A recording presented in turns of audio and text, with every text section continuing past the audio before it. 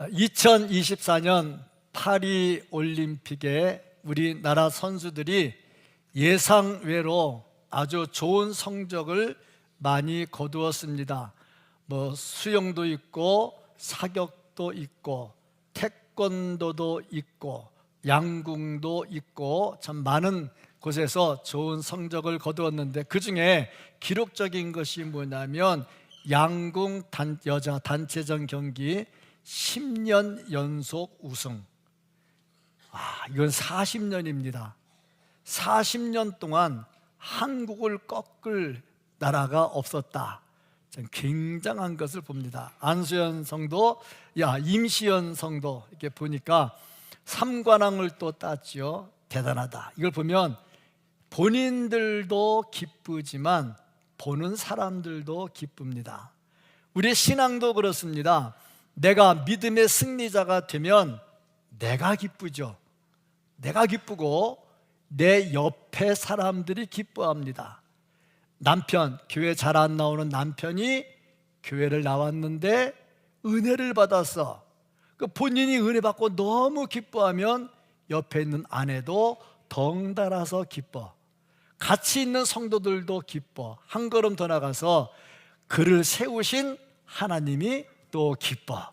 그리고 보니까 나 하나로 인해서 주변에, 나 하나의 성장으로 인해서 주변에 많은 기쁨이 있더라 하는 겁니다. 오늘 말씀을 보면 사도 바울이 상 주시는 하나님을 향해서 열심히 달려갔어요.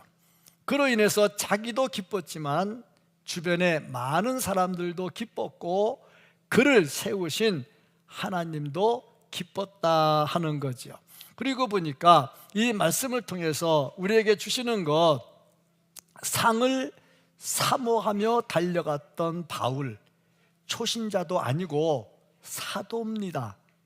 사도가 상 받는 것 중요하다고 일만 잘하면 됐지 이렇게 말할 수 있겠는데 그렇지 않아요. 모든 믿음의 사람은 직분이 어떠하든지 간에 열심히 신앙생활을 해서 마지막에 하나님 앞에 설 때 상 받기를 사모한다 하는 거죠.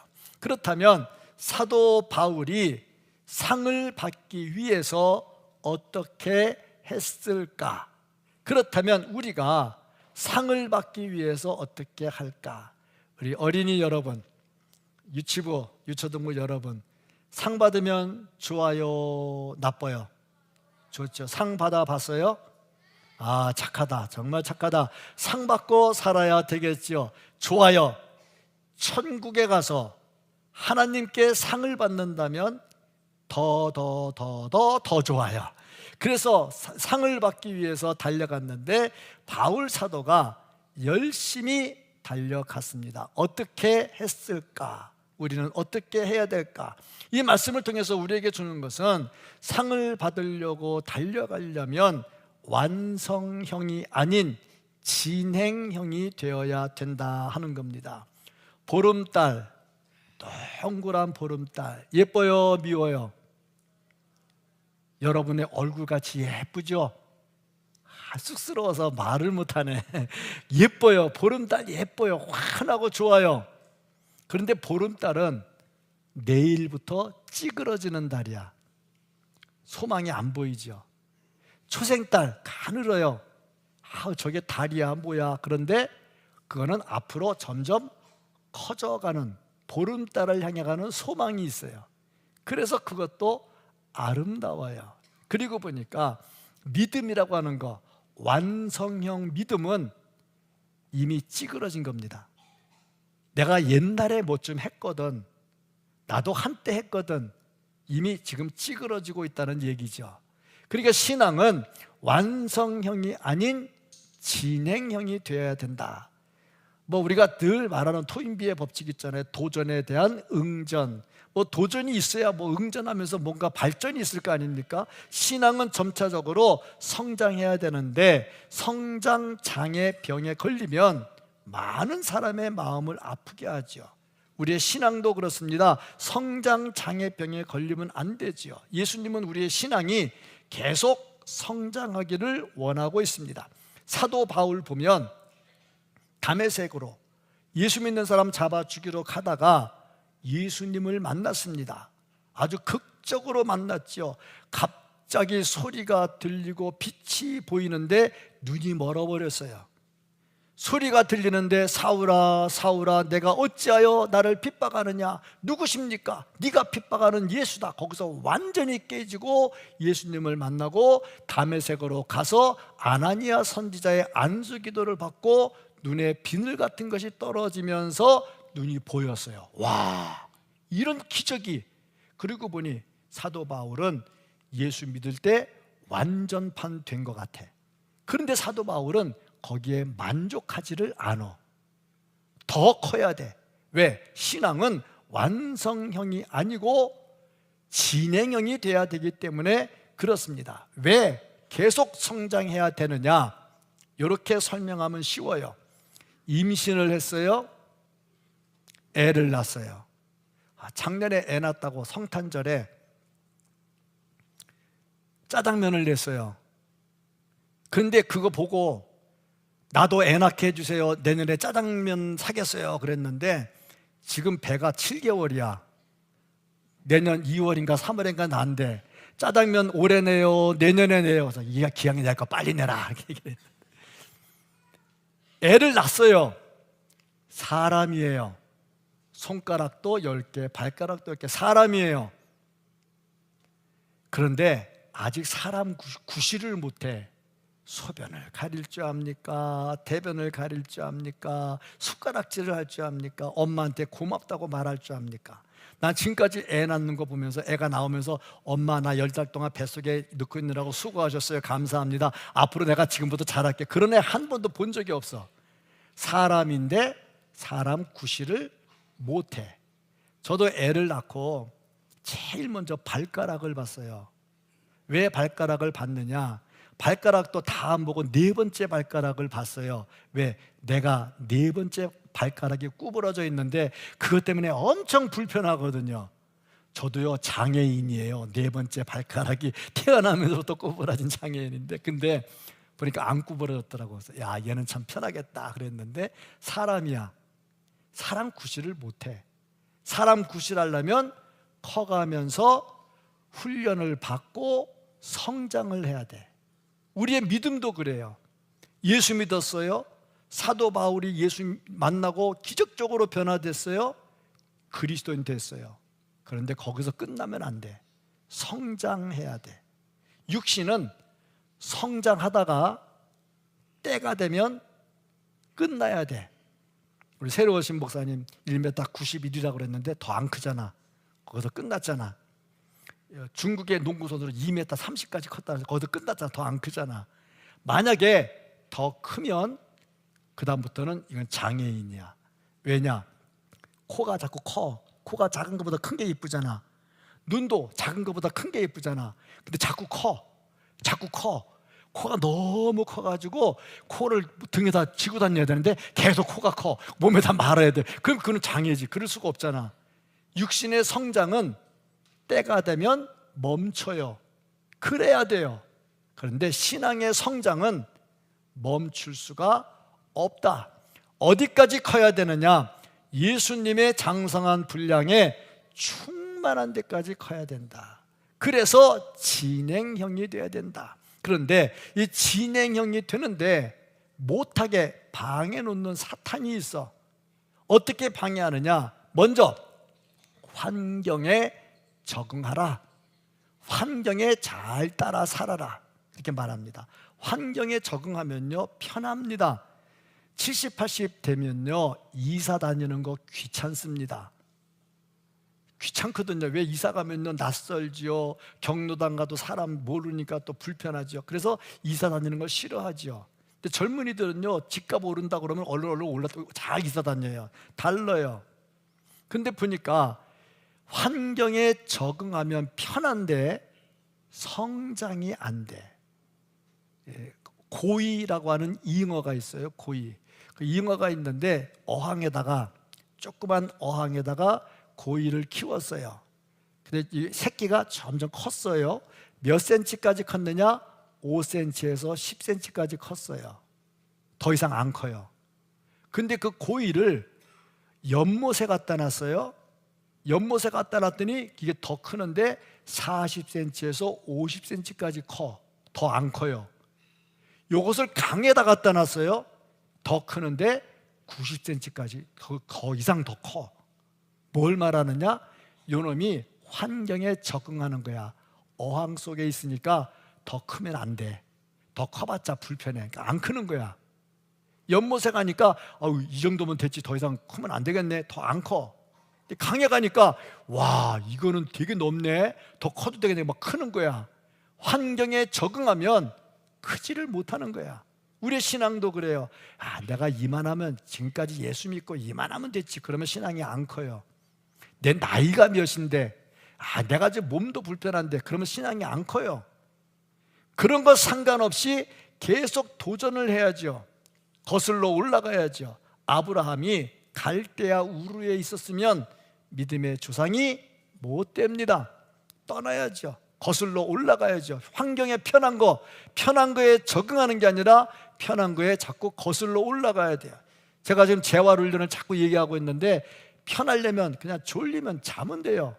약 먹으면 얼마나 졸린지 몰라요. 계속 자야 돼요. 자면요, 몸 안 낫습니다. 그저 참고 막 엮기도 힘든 거 들면서 아파도 들고 막 매달리고 막 그래야 몸이 살아나거든요. 신앙도 그래요.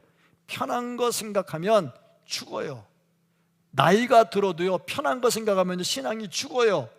아프다고 신앙 편하게 하려면 죽어요. 자꾸 거슬러 올라가야 된다는 겁니다. 두 번째로 우리의 신앙을 성장하지 못하게 하는 게 요소가 뭐냐면 욕심입니다. 욕심. 우리는 아간이라는 사람을 잘 알고 있습니다. 여리고성을 점령할 때 아무것도 손대지 말라 했는데 금, 은, 옷 보고서 탐나가지고 그걸 살짝 감췄다가 걸렸잖아요. 전멸당해버렸잖아요. 죽었잖아요. 욕심이라고 하는 것은 우리의 신앙이 진행형이 되지 못하도록 한다는 겁니다. 사탄이 장난치는 거죠. 그러면 어떻게 하면 우리의 신앙이 진행형이 될 수가 있을까?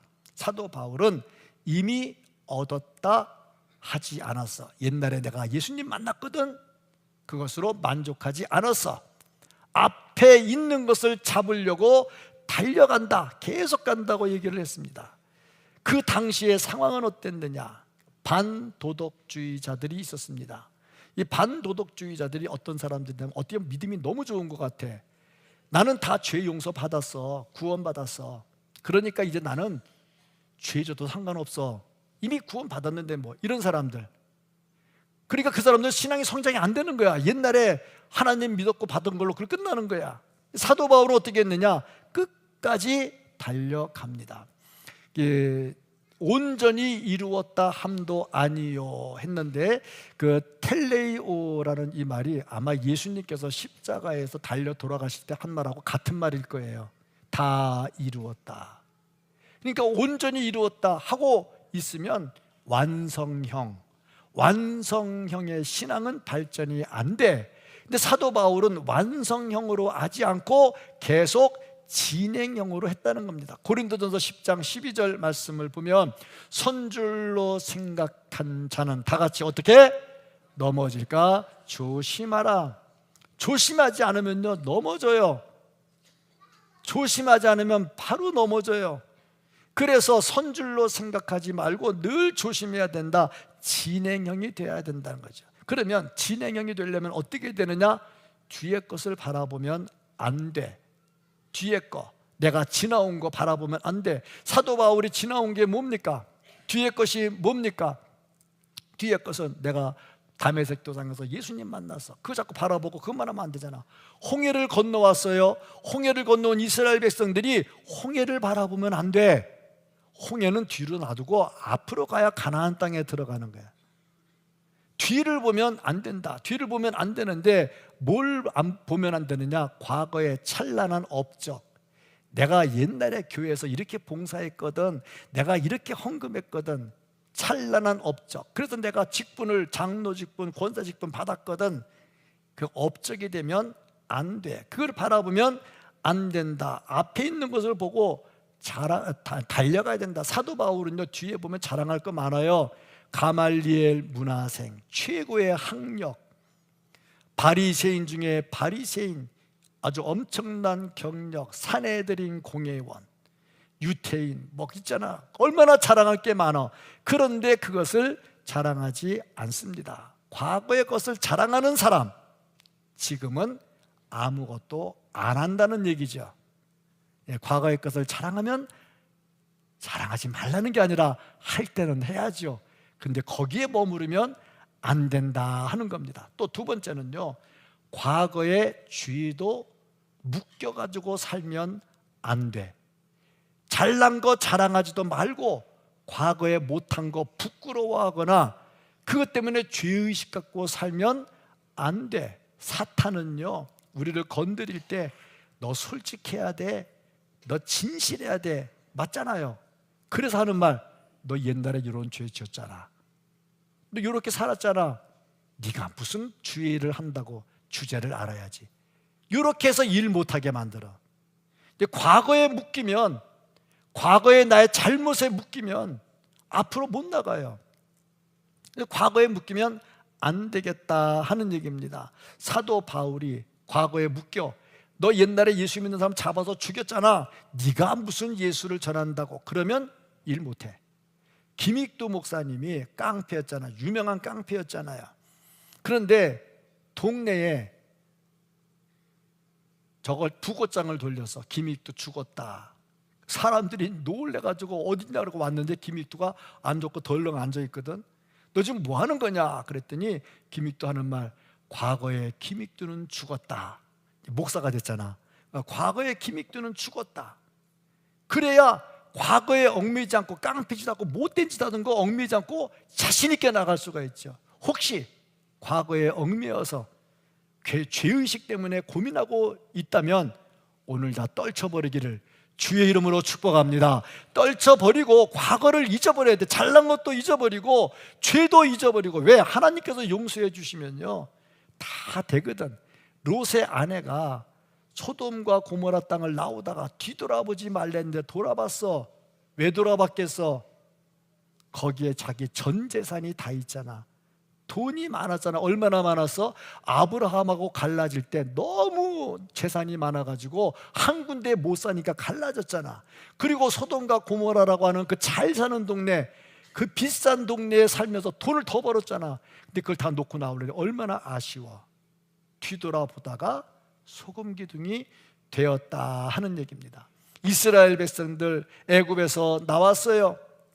광야에서 힘들었어요. 그때 하는 말, 모세 필요 없다. 우리가 새로운 지도자를 뽑아가지고 애굽으로 다시 돌아가자 하고 이야기를 합니다. 돌아가면 소망이 없지요. 과거에 얽매이면 안 된다. 그러면 과거에 얽매이지 않으려면 어떻게 해야 되느냐? 사도 바울, 배설물로 여겼다. 자기 잘난 것도 배설물, 못난 것도 배설물. 배설물로 여기면요, 화장실에 가서 일 보고 나면 보기 싫어가지고 일어나기 전에 다 물 누르고 일어서는 사람 많잖아. 누가 배설물 가지고 야 귀하다, 네가 내 몸속에 있다가 나왔으니 얼마나 귀하냐, 한번 만져보자, 그런 사람 없잖아. 없어요. 배설물 뒤도 안 돌아봅니다. 사도 바울이 그랬다 하는 거죠. 과거를 열심히 버려야 되는데 어떻게 하면 그렇게 과거를 배설물로 여길 수 있을까? 생각의 변화, 가치관의 변화가 일어나야 됩니다. 옛날에 좋았던 거 예수 믿고 나니까 별로 안 좋아. 옛날에 즐겨했던 거 예수 믿고 나니까 별로 안 좋아. 예수 그리스도의 십자가를 만나고 나면 생각이 바뀝니다.